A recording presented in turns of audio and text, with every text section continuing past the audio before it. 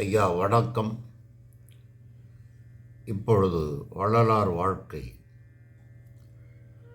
15வது பகுதியை பார்க்க போகிறோம்.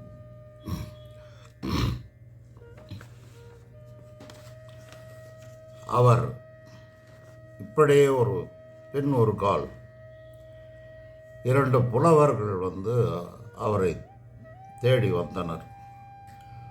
அந்த இருவருக்குள் ஒரு தர்க்கம், சந்தேகம். ஒருவர் சொல்கிறாரு எல்லாம் இறைவனுடைய செயல் அப்படின்னு. ஒருத்தர் சொல்கிறாரு எல்லாம் நமது செயல்தான், அது இறைவனுடைய செயல் என்றால் அது முட்டாள்தனம்ன்றது அவருடைய கோட்பாடு. இதை தீர்த்து கொள்ள ஐயாவிடம் வந்தனர். இதையெல்லாம் கேட்ட பிறகு அவர்களை உட்கார வைத்து ஒரு நிகழ்ச்சியை சொன்னார். அந்த நிகழ்ச்சி என்னன்னா, ஒரு நிர்வாண சந்நியாசி நடு ரோடில் நடந்து போகிறார். அந்த சந்நியாசி போகுவதை பார்த்து ஒருவர், ஐயோ இவ்வளோ நல்லவராக இருக்காரு அன்ட்டு அவருக்கு ஒரு கனிந்த ஒரு வாழைப்பழத்தை எடுத்துமே கொடுக்குறாரு. அதை பார்த்த இன்னொருவர், இவங்க வாழைப்பழம் கொடுக்குறான், இப்பேற்பட்ட ஆள் நடுத்தருவில் போகிறானே, பெண்கள் நடமாடும் இடத்துல நிர்வாணமாக போகிறானே, இவனை மாதிரி ஒரு அயோக்கியம் இருக்க மாட்டான்ட்டு அவனுக்கு கோபம் வந்து ஒரு கல் எடுத்து அவன் அந்த ஆளை எறிகிறார். அதை கண்ட 3வது ஆள் என்ன பண்ணுறாரு, என்னடா இவன் கல் எடுத்து அடிக்கிறான், அவன் இது பண்ணுறான்ட்டு இந்த 3 பேரையும், சன்னியாசி, பழம் கொடுத்தவன், கல் எறிந்தவன், 3 பேரையும் ஒரு நீதிபதிக்கிட்ட எட்டு போய் நிற்க வச்சுட்டு, இந்த மாதிரியெல்லாம் நடந்தது, இது இப்போ விசாரிங்க. அப்போ நீதிபதி பார்த்து என்ன செய்கிறாரு, அந்த சன்னியாசியை யார்ப்பா அவனுக்கு பழம் கொடுத்ததுன்னு கேட்குறாரு. அவர் உடனே கல் எறிந்தவனை பார்த்து, இவர் தானே எனக்கு பழம் கொடுத்தவர் என்று சொல்கிறார். உடனே நீதிபதிக்கு ஒரு குழப்பம். என்னடா அவர் சொன்னதும் கல் எறிந்தவன், இவன் பழம் கொடுத்தான், கல் எறிந்தவனை இவர் பழம் கொடுத்ததா சொல்கிறாரு, இது என்னது அப்படின்னு ஒரு குழப்பம் ஆயிடுச்சு. அந்த குழப்பத்தில் அவர் என்ன பண்ணுறாரு, மறுபடியும் அவரை கேட்கணும் அப்படின்ட்டு அந்த சன்னியாசியை பார்த்து, உம்மை கல்லால் அடித்தவர் யார்? அப்போ அவர் என்ன சொல்கிறார், கல்லால் அடித்தவனை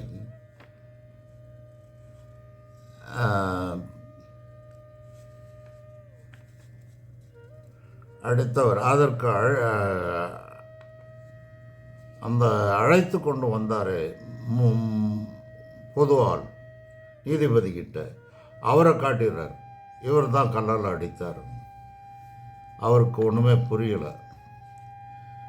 நீதிபதிக்கு என்னடா தாறுமாறாக சொல்கிறார் இவர் அப்படின்ட்டு, இதெல்லாம் உடனே அவருக்குள்ள ஒரு உண்மையை தெளிவுற்று அவர் ஒரு முடிவுக்கு வந்து, கல்லால் அடித்தவன் முதல்ல சொன்னார் பாருங்க, அந்த நிகழ்ச்சி எடுத்து கல்லால் அடித்தவனை சிறையில் போட்டுட்டு இந்த பழம் கொடுத்தவர், இட்டாந்து விட்டவர், சன்னியாசி 3 பேரையும் அவர் அனுப்பிடுறார். இப்போது இந்த நிகழ்ச்சியை ஐயா அவர்களுக்கு சொல்லி,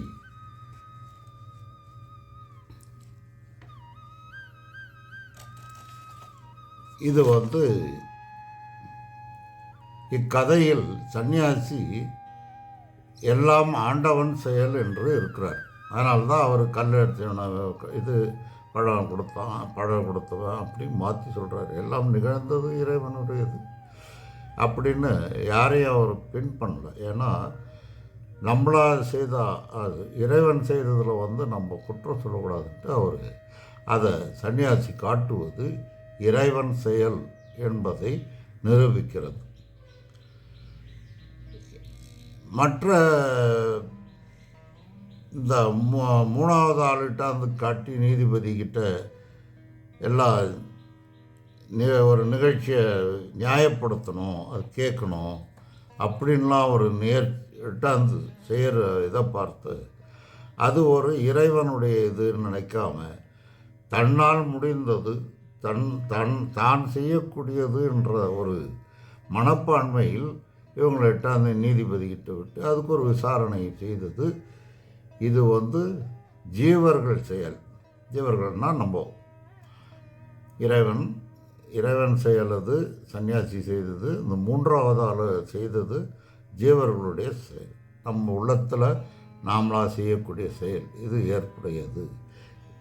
ஏற்புடையது எனில் வேற்றுமை மயங்கி விழுந்து கிடப்பார்கள்.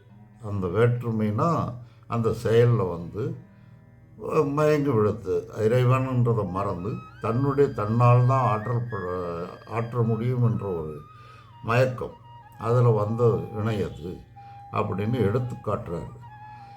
அப்படி இதெல்லாம் ரெண்டு பேருக்கும் சொல்லி இதுதான் நடக்கக்கூடிய ஒரு நிகழ்வுகள், இதை புரிஞ்சுக்கணுன்றதுக்கு ரெண்டு பேருக்கும் அவர் எடுத்துரைத்து ரெண்டு பேரையும் அனுப்பிச்சிட்டார். அப்படியே சில நாட்கள் போகும். மற்றொரு நாள் இரவு அப்பாசாமி செட்டியாருடைய வீட்டில் இரவுனா ஒரு 7-8 மணி இருக்கும். ஒரு தனி அறையில் இருந்து ஐயா அவர்கள்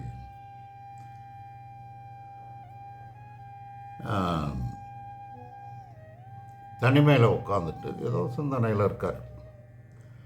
அந்த நேரத்தில் திண்ணையில் அந்த அப்பாசாமி மற்றவங்கள்லாம் உட்காந்துட்டு பேசிகிட்டு இருக்கும்போது ஒரு திடீரென்று ஒருவர் யாரையும் கேட்காம திடீர்னு உள்ளே பூந்து வரார். வீட்டுக்குள்ளே போயிடுறாரு. திடீர்னு ஒரு ஆள் உள்ளே போனதும் இவங்களுக்கு யாராவது எப்படி இன்னும் யார் போனது திடீர்னு போகிறாங்க உள்ள அப்படின்னு அதை தொடர்ந்தா ஆள் மறைஞ்சிட்டார். இவங்க கண்ணுக்கு போடப்படலை. எங்கேயோ ஒளிஞ்சிட்டு இருக்கான் போல இருக்குன்ட்டு ரூமெல்லாம் தேடி அங்கே எங்கே எல்லாம் ஃபுல்லாக அலசி பார்த்துட்டாங்க. எங்கேயுமே கிடைக்கல. கடைசியில் ஐயா இருந்த ரூமில் போயிட்டு பார்த்தா அங்கேயும் இல்லை. அப்பா அவர்கிட்ட சொல்கிறாங்க, ஐயா இந்த மாதிரி ஒருவர் வந்தார், திடீர்னு வீட்டுக்குள்ளே வந்தார், காணோம், மாயமாக மறைஞ்சிட்டார், ஆளே காணோம். அதான் உங்ககிட்ட பார்த்தேன், வீட்டுக்குள்ளே இல்லை, என்ன இதுன்னு தெரியல. அவர் மனிதர் இல்லை, சித்தர். அவர் என்னை பார்க்க வந்தார். இந்நேரம் அவர் காசியில் இருப்பார். அவர் கொடுத்தது இந்த லட்டு, எனக்கு இந்த லட்டை கொடுத்துட்டு போகிறதுக்கு வந்தாருன்னு காட்டினார். அதை கண்டதும் அந்த அப்பாசாமியிலேருந்து அவருடைய நண்பர்களுக்கு ஒரு பெரிய ஆனந்தம். இப்படி ஒரு நிகழ்ச்சி என்றது. அப்படி அவர் வாழ்க்கையில் பல விஷயங்கள் நடக்குது. அது சகஜமாக நடக்கும். அதுக்கு அடுத்து மஞ்சக்குப்பம் என்ற ஒரு ஊர் பக்கத்தில் இருக்கிறது தான் எல்லாமே சுற்றி வளைச்சு. அதனுடைய தாசில்தார் ஒருத்தர், அவர் வெங்கட்ட சுப்பு ஐயர் அவர் பேர். அவர் அந்த ஊருக்கு தாசில்தாராக இருக்கார். அவரை பற்றி இவர் கேள்விப்படுகிறார். என்னன்னா, அவர்கிட்ட ஒரு இரக்கம் இல்லாத வண்டியில் ஏறி ஊர்த்தியில் ஏறி ஒரு பயணம் செய்வார். தாசில்தார் போகிறோன்னா நடந்து போக மாட்டார். அது ஒரு வண்டியில் ஏறிக்க வேண்டியது, அப்படியே போக வேண்டியது, அங்கே போய் இறங்க வேண்டியது. அப்படி ஒரு இது அவருடைய முறையும் அப்படி தான். அவர் என்ன பண்ணார், ஒரு சக்கிலியை அமைச்சு அந்த சக்கிலிக்கிட்ட ஊதுறது.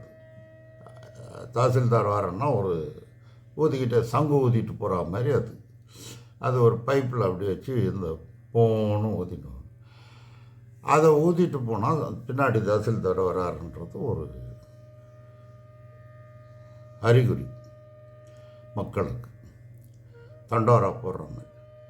அந்த ஆளை நியமித்து இவர் முன்னாடி அவர் நடந்து போகணும். இவருடைய ஊர்த்தி கொஞ்சம் வேகமாக போனால் அவனை ஓடிட்டு வரணும். இப்படி அவர் 10 மைல் போனாலும் சரி, 5 மைல் போனாலும் சரி, 1 மைல் எங்கே போனாலும் அவன் கூடவே ஓடியாரணும். நிதானமாக போகிற இடத்துல நடந்து வரணும். இப்படி அவன் கூடவே வந்து ஊதிட்டு வரணும். இந்த தொழிலில் அவன் பாவம் செய்கிறான். இதை கேள்விப்பட்டது அதுக்கேற்றார் போல் இவருடைய ஒரு இவர் பிரசங்கம் பண்ணுறார். அந்த இடத்துல அவர் எதிர்பாராமல் அந்த தாசில்தார் வரார் இந்த பிரசங்கத்தை கேட்க.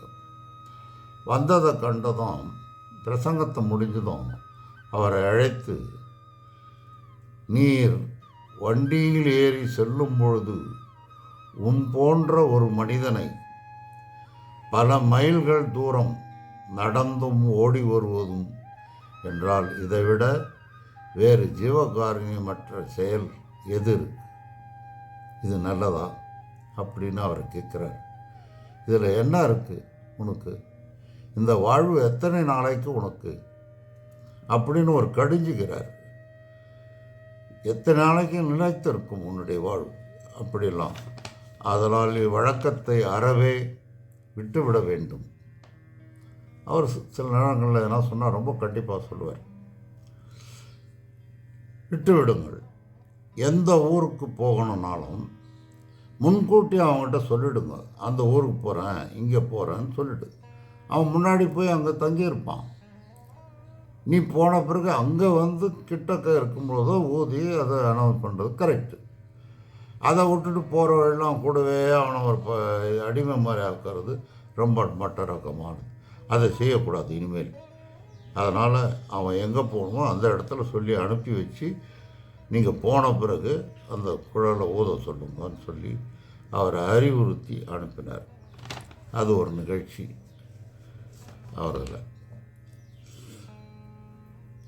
அதுக்கப்புறம் நிறைய நோய்களை தீர்த்திருக்கார் அவர் பெரிய அருளாளர்னு தான் சொல்லணும். அவரை ஞானி ஏதோ சொல்கிறாங்க இல்லையா, அதெல்லாம் ஏதோ வகுத்து சொல்கிறது தப்புன்னு நான் சொல்ல வரல. ஆனால் இவர் என்னை பொறுத்தவரைக்கும் அருளாளர், அருள் கொடுத்தவர்.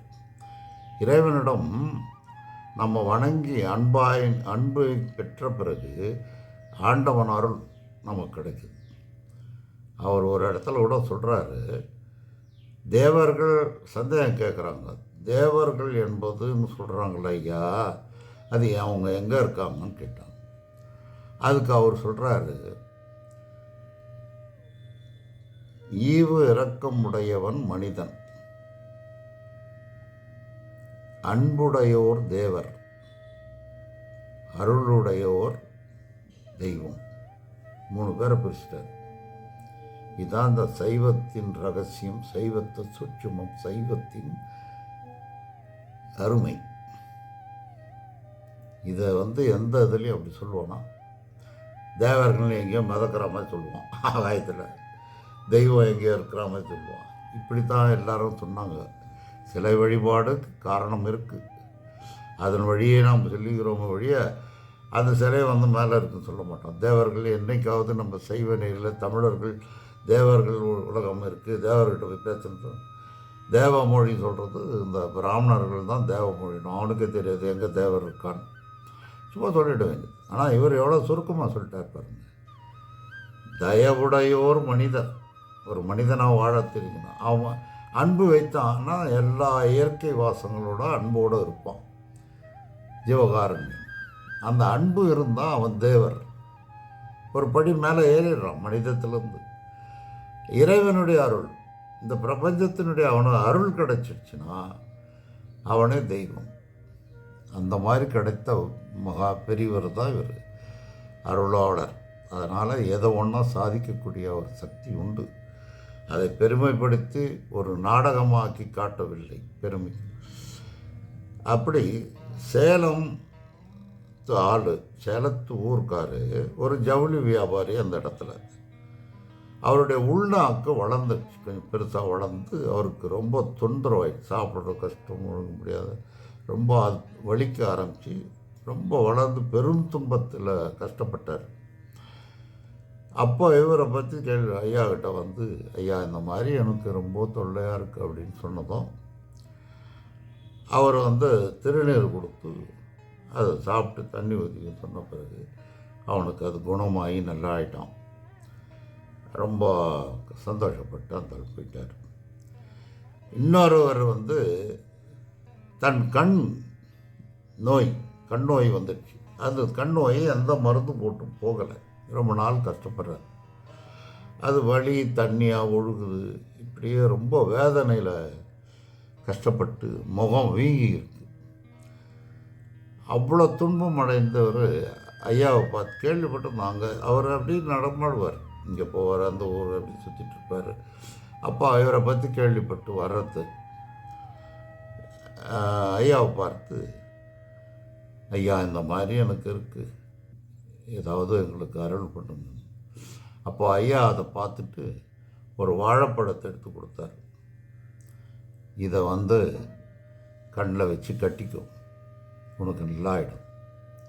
அதே மாதிரி அவன் கண்ணில் வச்சு கட்டினான், அவனுக்கும் குணமாயிடுச்சு. அதுபோல் ஐயா அவர்கள் இதுவரைக்கும் நான் 15வது பகுதியை முடித்து கொள்கிறேன். அடுத்து வந்து அவர் அன்னதானம் இதெல்லாம் அமைக்கிறார். அடுத்து அதுக்கு வந்துடுறார். வடலூரில் அந்த இதெல்லாம் முதல்ல அங்கே தான் போட போகிறார். அதனுடைய இதை வந்து 16வது பாகத்தில் பார்ப்போம். இத்துடன் நான் இதை முடித்துக் கொள்கிறேன். வணக்கம்.